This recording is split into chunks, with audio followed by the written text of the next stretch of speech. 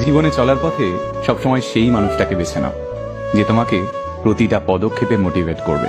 কারণ কে কতটা দেখতে সুন্দর, কে কতটা স্মার্ট, কার কত ভালো ড্রেসিং সেন্স, এই ব্যাপারগুলো ইনস্টাগ্রাম আর ফেসবুকের মধ্যেই সীমাবদ্ধ থাকে।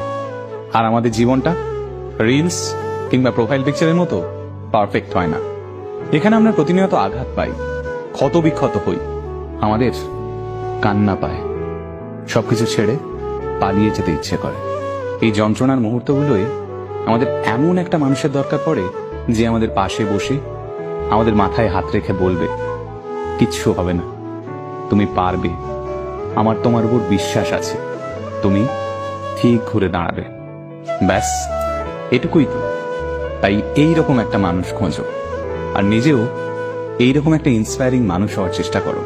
তাহলেই দেখবে জীবনটা অনেক সহজ হয়ে গেছে।